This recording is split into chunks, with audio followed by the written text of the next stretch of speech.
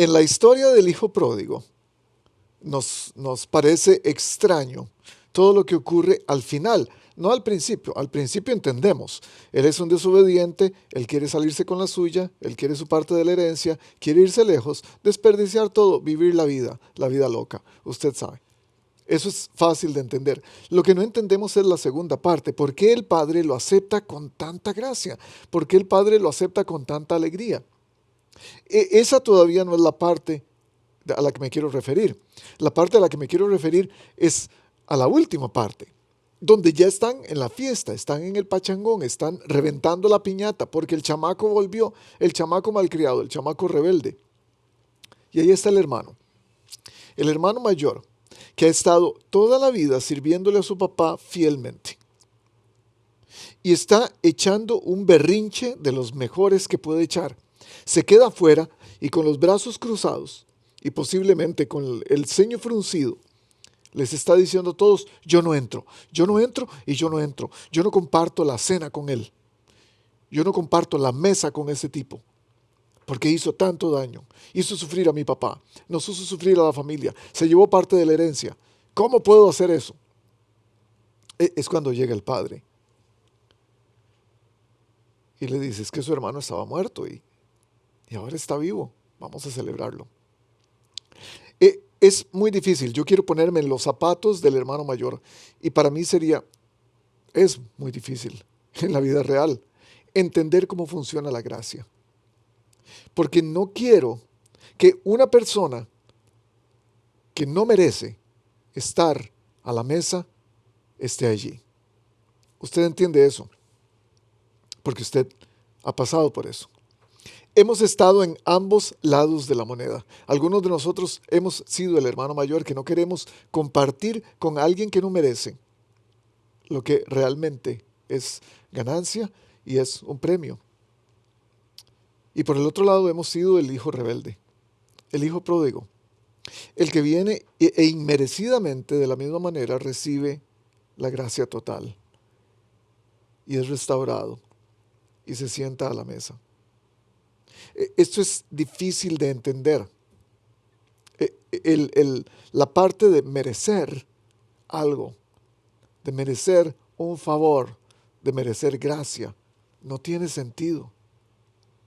Es ahí cuando se nos vuela la cabeza, cuando la mente nos estalla, porque no podemos entender cómo la gracia de Dios puede hacer que una persona como usted o como yo, pecadores de este tipo, de este rango, de esta calidad, pecadores olímpicos como usted y yo, que hemos hecho cosas tan terribles, que tenemos un pasado, que tenemos un rabo bastante largo, una cola bastante larga que cualquiera nos puede pisar, porque tenemos historia, porque tenemos historias de lo que ha sido. No podemos entender cómo funciona la gracia. Hoy quiero introducir una idea de parte de Pablo, que él nos da en Romanos capítulo 12. Quiero introducir una idea que siempre se nos ha predicado, que siempre se nos ha dado, como si fuera solamente la parte espiritual del ser. Y nos dicen que adorar tiene que ver con quien yo soy solamente. Sin embargo, en el capítulo 12 de Romanos, Pablo nos da un contexto diferente al que le hemos dado, al que hemos visto en estos versículos. Usted va a reconocer posiblemente si tiene algún tiempo en el cristianismo y si no lo tiene, va a darse cuenta de que estos dos primeros versículos, puestos separadamente de todo el texto, nos pueden dar solamente un aspecto de lo que es la adoración. Pero viendo todo el contexto nos recuerda que tenemos que ver la adoración de una manera completamente diferente a solo enfocarla en lo que me pasa a mí, en lo que yo hago, en mi parte, en mi responsabilidad. Y entonces nos hace compartirla con otros. Si ya los intrigué lo suficiente con esta introducción, quédese. Me encantaría que la palabra de Dios nos hable a todos y nos diga qué tiene que ver esto con nuestra identidad en Cristo a la hora de venir a la mesa y sentarnos con Él en la invitación que Cristo nos hace frecuentemente.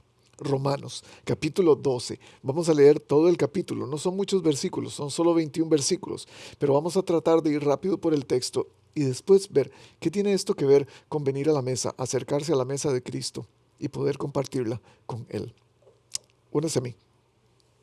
Dice Romanos 12, versículo 1 y 2. Esos dos versículos son súper conocidos en el ambiente cristiano.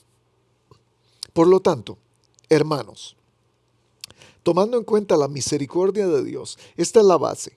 Esto es lo que nos da la catapulta para entrar en lo que sigue.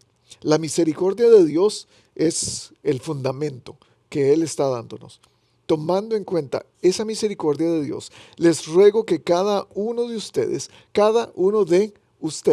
plural, en adoración espiritual, ofrezca su cuerpo como sacrificio vivo, santo y agradable a Dios.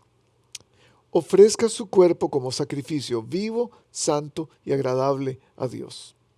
Eso suena bien en términos de morir a nosotros mismos, pero hay un contexto sobre el cual tenemos que hacer eso. Me estoy adelantando un poco más. Déjenme seguir. Versículo 2, no se amolden al mundo actual, sino sean transformados mediante la renovación de su mente. La semana pasada estuvimos hablando de cómo los principios del mundo nos pueden esclavizar en términos de encontrar nuestra identidad delante de Dios. Entonces los principios que el mundo nos da muchas veces son los que ponen una barrera para que nosotros podamos encontrar quiénes somos en Cristo. Es lo que Pablo básicamente está diciendo aquí. No se amolden a lo que les dice el mundo. No se amolden al mundo actual, sino sean transformados. ¿Cómo se hace eso? ¿Cómo se transforma nuestra mente? A eso vamos a llegar en un momento, tomando en cuenta el contexto total de lo que sigue en el capítulo. Y él dice, no se amolden y sean transformados mediante la renovación de su mente. Así podrán comprobar cuál es la voluntad de Dios, buena, agradable y perfecta. ¿A quién no le gustaría conocer la voluntad de Dios? ¿A quién no le gustaría conocer la voluntad de Dios en cuanto a relaciones, en cuanto a trabajo, en cuanto al futuro, en cuanto a con quién me voy a casar, en cuanto a si voy a comprar esa casa o no voy a comprar esa casa, en cuanto me tengo que mudar de lugar o no? Usted sabe, todos queremos entender la voluntad de Dios para nuestras vidas. Debo estudiar esto, debo seguir el ministerio. Y Pablo nos está diciendo que encontrar la voluntad de Dios significa, con base en la misericordia de Dios que tiene para todos, significa ofrecer nuestro cuerpo como sacrificio vivo, santo y agradable a Dios, sin amoldarnos a lo que el mundo quiere de nosotros. Eso va a renovar nuestra mente. Solo la renovación de nuestra mente nos va a ayudar a entender la voluntad de Dios. Ese es un punto que no está en sus notas, pero sería importante escribirlo. Es un principio de vida. Solo la renovación de nuestra mente, a través del Espíritu Santo, nos va a hacer entender cuál es la voluntad de Dios para nuestras vidas. Y aquí empieza el contexto general. Versículo 3. Por la gracia que se me ha dado, les digo a todos ustedes, por la gracia, importantes palabras, misericordia y gracia. Por la gracia que se me ha dado, les digo a ustedes, nadie tenga un concepto de sí más alto que el que debe tener. Pero esto no tiene nada que ver con adoración, usted dirá. Un momento. Sino más bien piense de sí mismo con moderación según la medida de fe que Dios le haya dado.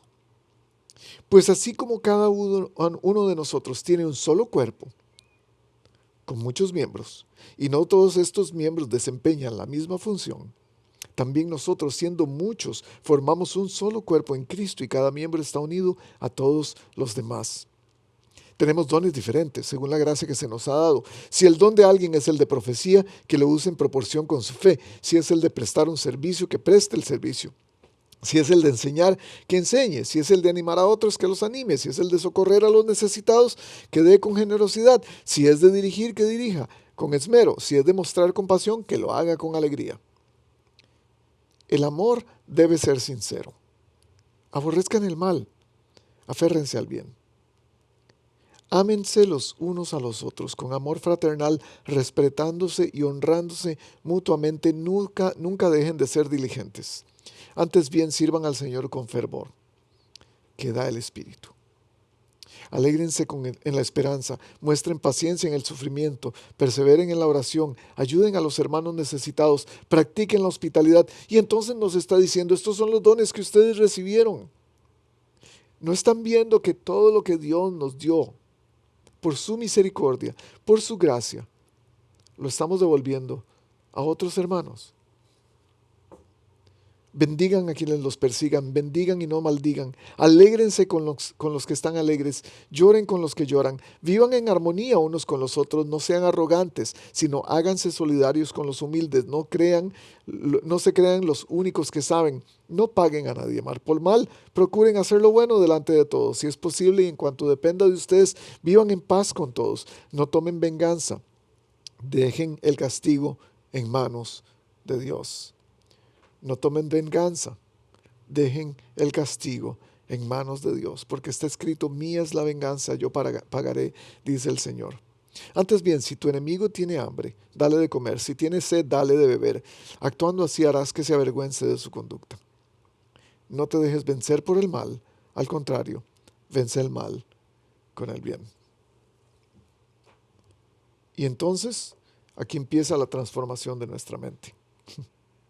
Nuestra mente empieza a transformarse cuando entendemos que Romanos 12, 1 y 2 no está solamente encerrado en el concepto de adoración por mí mismo, por lo que yo haga, por lo que yo pueda darle a Dios, por lo que yo pueda cambiar en mi vida. Al contrario, el contexto de este capítulo total de Romanos 12 tiene que ver con gente, con los demás, con la gente que está alrededor nuestro, con nuestra comunidad, con nuestra iglesia, con nuestra familia, con nuestros amigos, con la gente que conocemos y la gente que nos conoce. Y es que Dios no nos hizo para vivir solos, Dios nos hizo para vivir en comunidad. Y entonces esto quiere decir que nuestra identidad en Él tiene que ver con nuestra relación con otras personas. El privilegio de venir a la mesa y sentarnos con Él va a tener que ver con otras personas. Pablo está hablándonos del grupo de personas a través de los cuales vamos a empezar a cambiar nuestra mente. Y ese grupo de personas es la iglesia, nuestra familia. La relación entre los miembros de esta familia, de esta iglesia, el pueblo de Dios, nos va a dar paso para entender cómo es que vamos a adorar. Eso es parte de nuestra identidad. La semana pasada y la antepasada hemos visto que somos hijos, que hemos sido adoptados como hijos de Dios y podemos por eso tener el derecho y el privilegio de tener un lugar en la mesa con Él. Somos parte de una familia. Adorar no ocurre en mis términos, sino en los términos de Dios. Y los términos de Dios, adivinen qué, incluyen otra gente, incluyen una familia. Una familia de hijos que han sido adoptados. Una familia de hijos que ahora comen en la misma mesa. Solamente un par de días atrás, mi hija me estaba preguntando qué significa una familia. O qué significa ser adoptado por una familia. Y yo le expliqué el proceso, más o menos con mi entendimiento limitado de lo que significa. Y ella me dijo, me encantaría tener una familia para todos sentarnos a la mesa y compartir el alimento juntos. Ese es el deseo grande de Dios. Si usted quiere irse con algo que este sermón pueda dejarle hoy, es que Dios nos hizo para estar en comunidad, y Dios nos hizo para disfrutar una familia.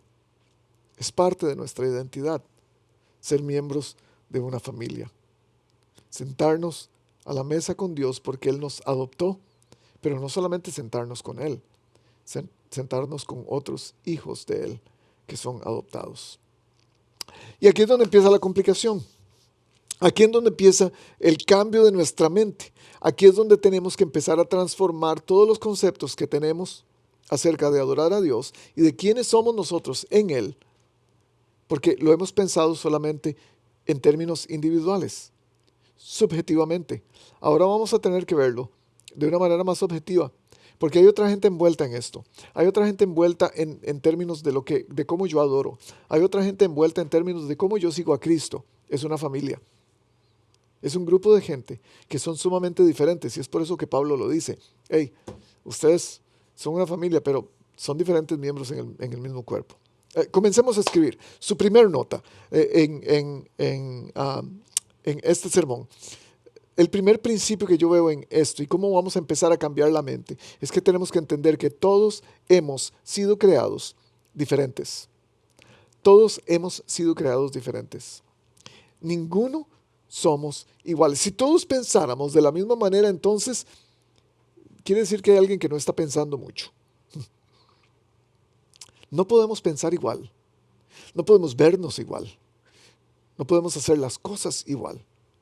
Es más, la variedad de personas que hay en el mundo es increíble y usted sabe de esto. Cada uno tiene algo diferente que ofrecer porque somos completamente diferentes. Y en esa diferenciación de caracteres, de personalidades, de maneras de hablar, de maneras de hacer las cosas, de familia, de nacionalidad, en esa diferenciación, en esa variedad, es que vamos a encontrar la riqueza de lo que significa ser familia de Dios. Ahora, Pablo está diciendo en este texto que si somos parte del cuerpo, cada uno somos tan diferentes que tenemos diferentes funciones dentro del cuerpo. Él habla de que todos los miembros del cuerpo son diferentes y que por eso el cuerpo puede funcionar de diferentes maneras. ¿Cuál es la función que Dios le ha dado a cada uno de nosotros? Eso lo tenemos que descubrir cada uno de nosotros. Porque todos tenemos algo que ofrecer, pero no podemos darlo si no lo hemos descubierto. Si usted es parte de una familia, usted tiene algo que ofrecer a esa familia, pero si no lo descubre es imposible para usted darlo. Y se descubre a través de lo que Pablo dice en el versículo 1, en un sacrificio. Un sacrificio, una autonegación que ocurre diariamente. Y déjeme decirle, para vivir en familia necesitamos autonegarnos muchas veces.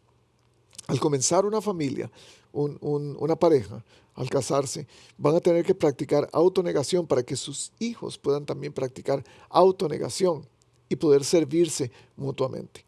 No es solo conociendo lo que Dios les ha dado para servir, el don o las capacidades, los talentos. No es solo eso, es saber cómo poder ofrecérselo a los demás de una manera que sea aceptable, no solo a ellos, sino también a Dios.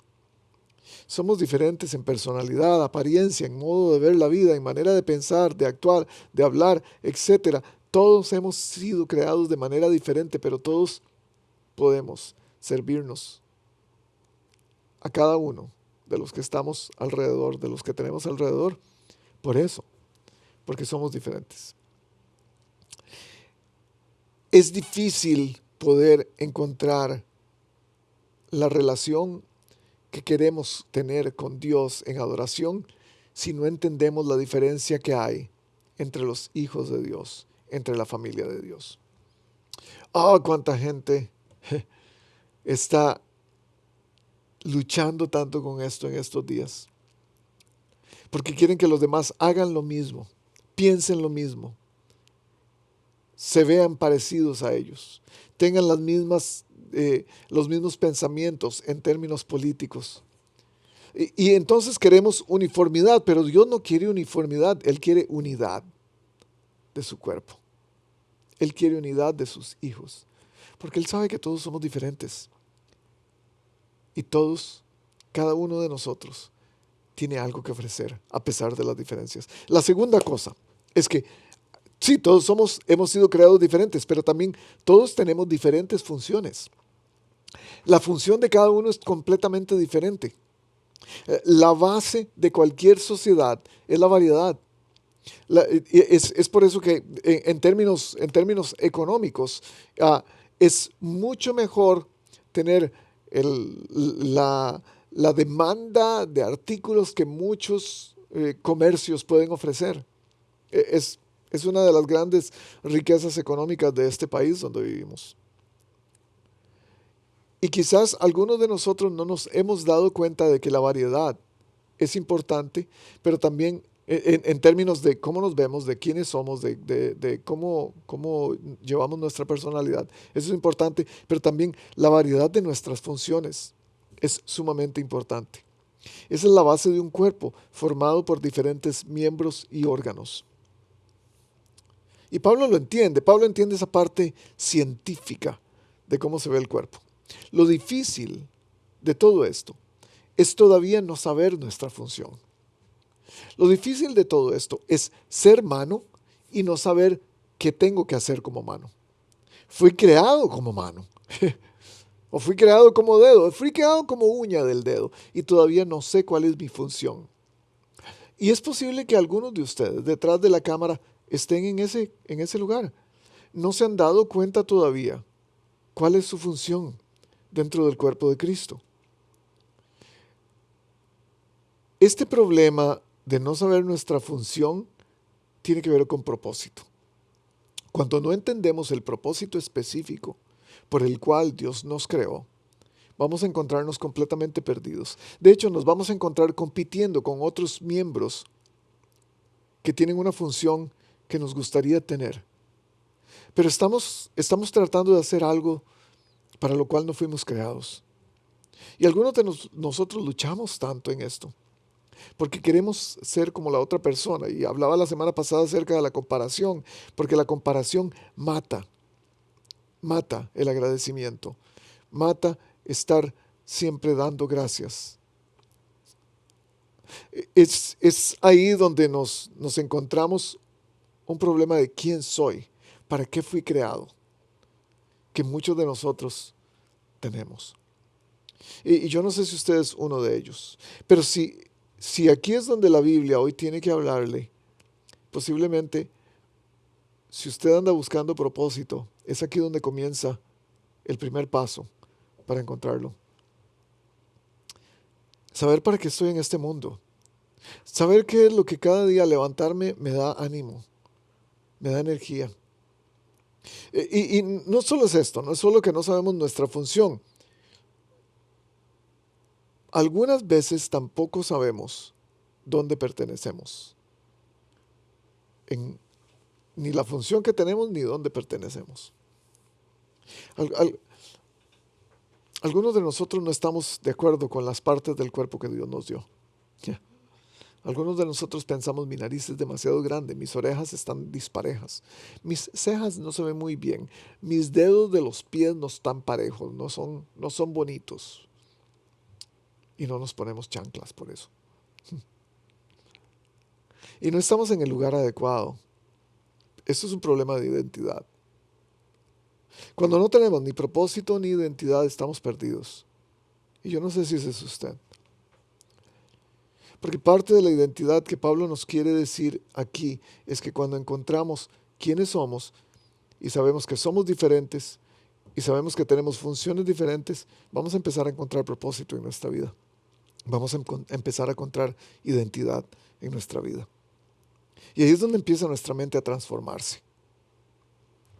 Y estoy hablándole a algunos de ustedes que necesitan la transformación en su mente porque todavía no han aceptado que hay personas que no se ven como ustedes, que no hablan igual, que no tienen la misma educación, que no tienen la misma capacidad económica, que viven en lugares completamente diferentes, que se ven tan diferentes, que actúan tan diferentes.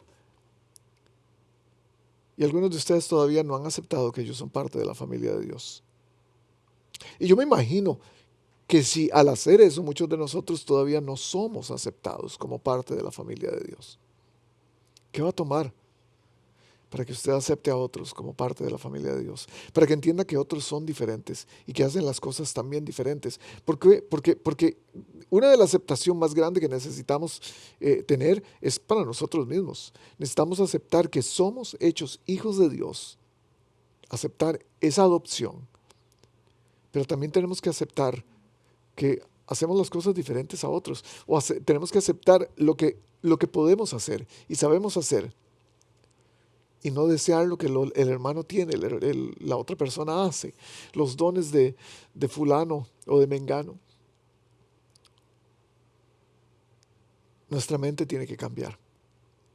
La transformación de nuestra mente comienza a la hora que empezamos a negarnos a nosotros mismos, dice Pablo, dar nuestros cuerpos como sacrificios vivos, santos y agradables a Dios. Ahí empieza la transformación de nuestra mente.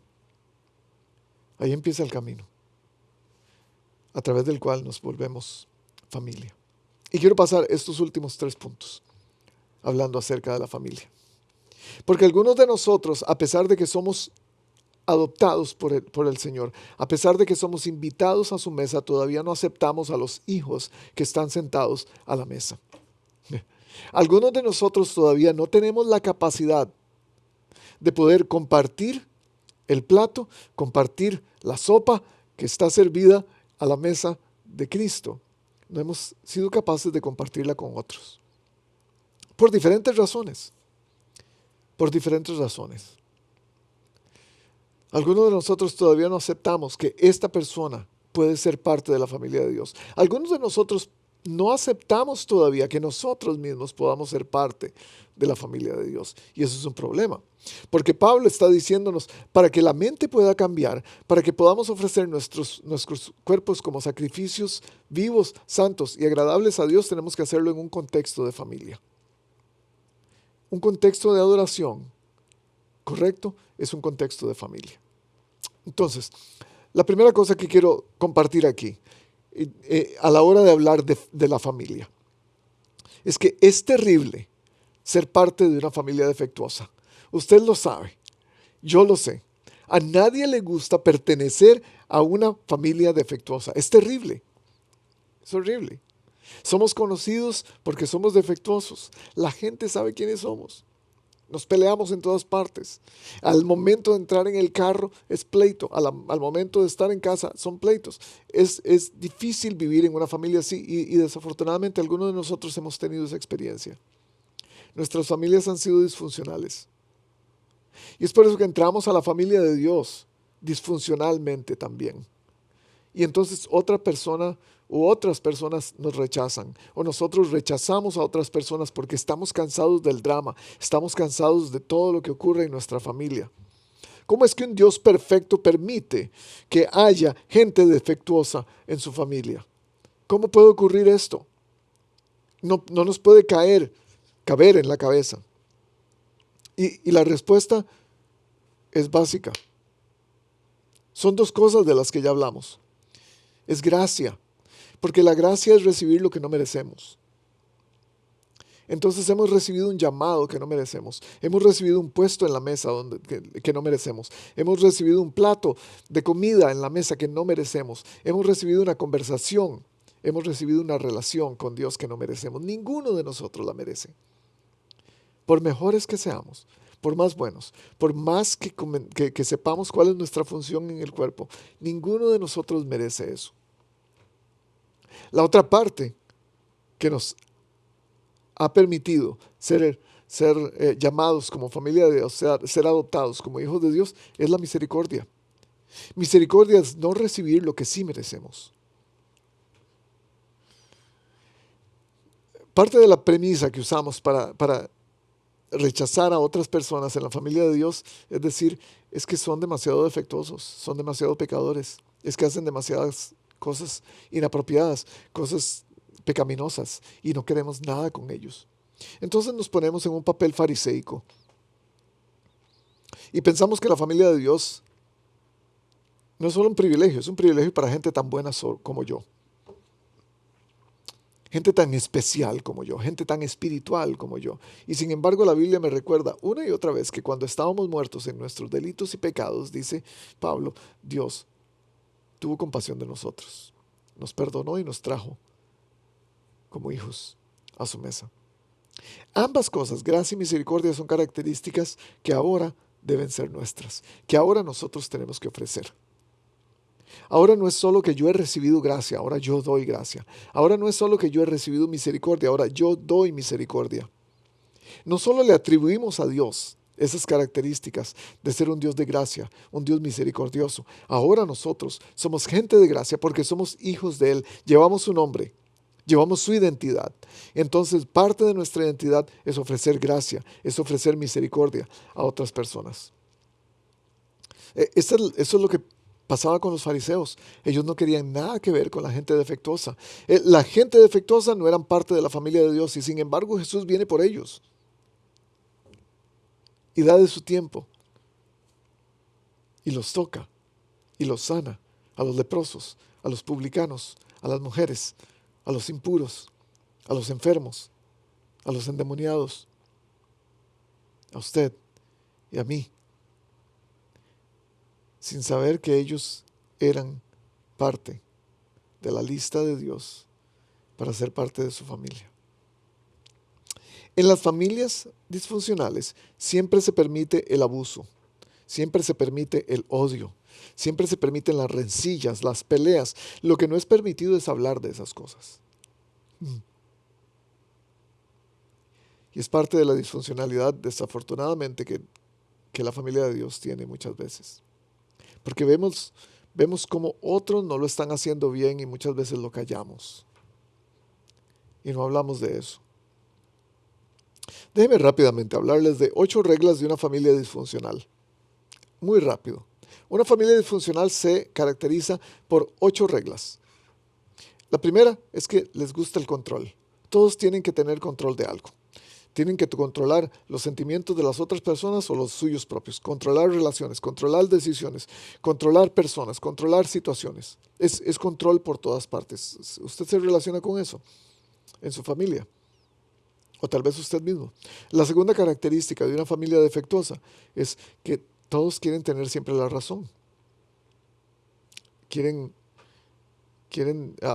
asegurarse de que los demás sepan que están equivocados y que nosotros tenemos la razón. Eso crea siempre conflictos, constantes discusiones. De quién sí y quién no. De quién dijo y quién no dijo. El perdón es casi nulo cuando siempre queremos tener la razón. La tercera cosa es la culpa. Siempre hay un culpable. Para cada cosa mala que ocurra, siempre hay un culpable. De hecho, muchas veces nosotros mismos somos los culpables y tenemos que atribuirle la culpa a alguien. Alguien tiene que ser culpable de lo que pasa. Otros o yo. Número 4 es la negación. Nos negamos a sentir, nos negamos a opinar, a ser nosotros mismos. Pero también negamos lo que la otra persona opina, negamos lo que la otra persona es, negamos lo que la otra persona quiere expresar. Número 5 es deshonestidad, porque no hablamos la verdad. Todo es a medias, son verdades a medias, dichas en secreto. Cambiamos la verdad de cualquier manera. Tratamos de no herir al hermano por no decirle la verdad. Entonces somos deshonestos. O cuando alguien nos pregunta cómo te sientes realmente acerca de esto, no somos honestos y no decimos la verdad. Preferimos huir, preferimos hablar con el pastor para que él hable con la otra persona. ¿No es cierto? Preferimos decirle a los demás lo que yo opino acerca de la otra persona para que las cosas cambien. Deshonestidad. Número 6, creer en mitos y leyendas que nosotros mismos hacemos, historias acerca de otros. El chisme es la mejor manera de compartir estas historias y estos mitos. Son teorías de conspiración acerca de cómo los demás no me quieren, acerca de cómo el liderazgo de la iglesia me ha hecho menor y me ha quitado todo lo que tengo, acerca de cómo es que se predican cosas que no son las correctas, acerca de cómo los demás tratan de hacer el mal para mí. Y nos metemos en un hoyo, nos estamos enterrando a nosotros mismos en estos mitos y en estas teorías. Y pensamos cosas de los demás que no son. Y pensamos que los demás quieren nuestro mal, sin haber siquiera preguntado. una vez a ellos, sin habernos sentado a conversar con ellos y creamos estos mitos y estas teorías. Número 7, siempre hay situaciones sin resolver, porque cuando creamos mitos y hablamos de otras personas en secreto con otras personas, creamos situaciones sin resolver. Y entonces hay enojos por meses o por años. Hay malentendidos que nunca se llevan, que nunca llegan a resolverse. Y número 8, desconfianza, porque no puedes depender de nadie. Estás por ti mismo, solo, sin nadie más. No puedes creer en nadie. La palabra de los demás no tiene valor. Y esto entonces disminuye el sentimiento de familia para todos. Esto no es una familia, es una pura disfuncionalidad. Dime cuántos secretos guarda tu familia y te diré cuán poco confiable es. Y jugamos a la familia sin serlo, sin querer serlo, porque seguimos esta disfuncionalidad. ¿Y a quién le gustaría ser parte de una familia así? Es terrible ser parte de una familia defectuosa. Esta es la familia de Dios. Bienvenido a la familia de Dios. Somos pecadores. Somos gente que todavía estamos en el proceso de santificación, pero mientras llegamos allá, todavía tenemos cada cosa terrible. Es terrible ser parte de una familia defectuosa, pero, su próxima nota, es peor no tener una familia. Es peor estar en la vida sin nadie, porque ya no somos huérfanos. Hemos sido adoptados. La iglesia no es una familia foster, como llamamos en este país. No es una familia tutelar. No es una familia que acoge a alguien solamente transitoriamente. La iglesia es una familia adoptiva. Es permanente. Tú eres parte de esta familia. Si has sido adoptado por Dios, eres parte de esta familia. ¿Estás adentro o no estás adentro? ¿Eres parte de la familia o no eres parte de la familia? ¿Eres hijo o no eres hijo? ¿Tienes el nombre de Dios o no lo tienes? A todos los que le recibieron, a todos los que creen en su nombre, dice Juan, les dio la potestad, el poder de ser hechos hijos de Dios. Si usted cree eso, usted es parte de la familia. No lo hace perfecto. Al contrario, todavía está en el proceso de santificación, es un proceso. Pero esta familia te da los mismos deberes y derechos de los demás. Esta familia te da el mismo nombre, el nombre de Dios. Todos llevamos el mismo nombre. Esta familia nos da el mismo Padre, el que está a la mesa, el que nos invitó a venir a comer con Él. Y por eso quiero entrar en esta última parte. Por eso, porque ahora somos una familia, preferimos estar en una familia que estar sin familia. La familia es disfuncional, claro. Pero, por nuestra disfuncionalidad, por nuestro pecado, por nuestra falta de obediencia, entre más amado eres, más corrección recibes.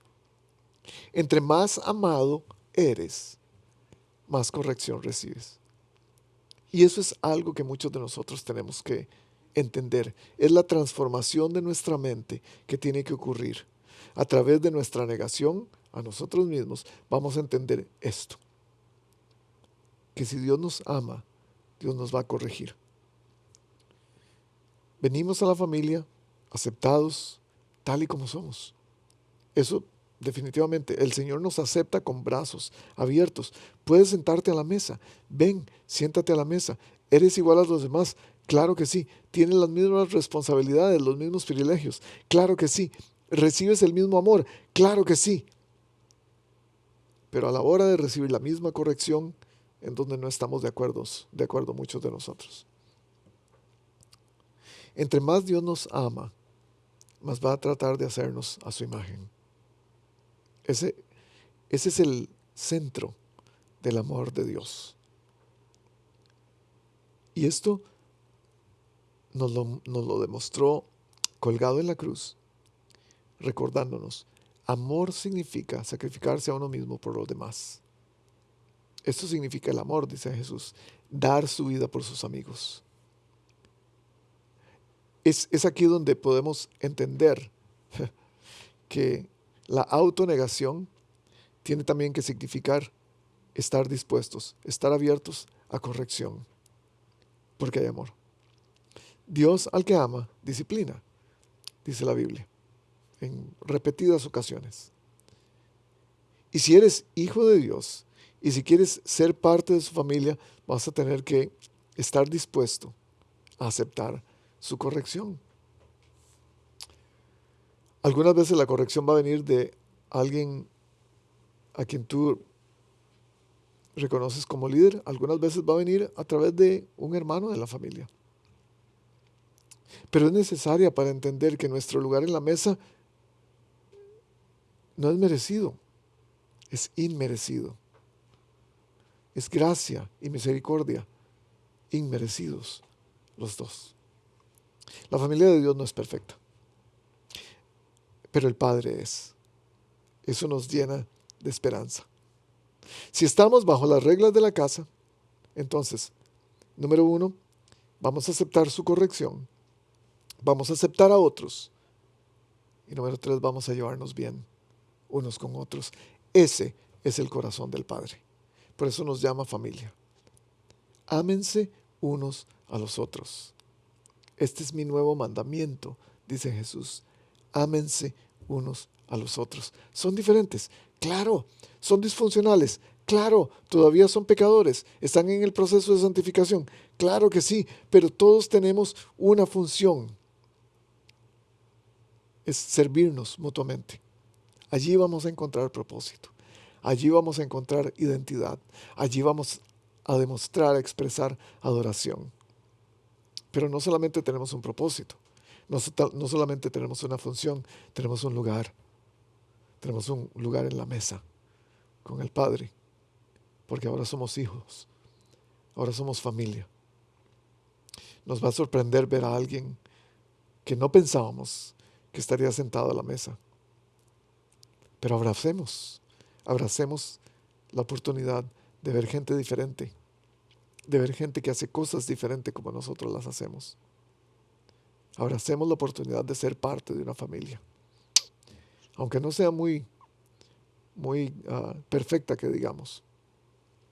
Es la familia de Dios. Él es perfecto. Nosotros no. ¿Qué más queremos? Él dijo que nos daría de su espíritu, que nos daría de su inspiración para amarnos unos a otros. Nos vemos la próxima semana.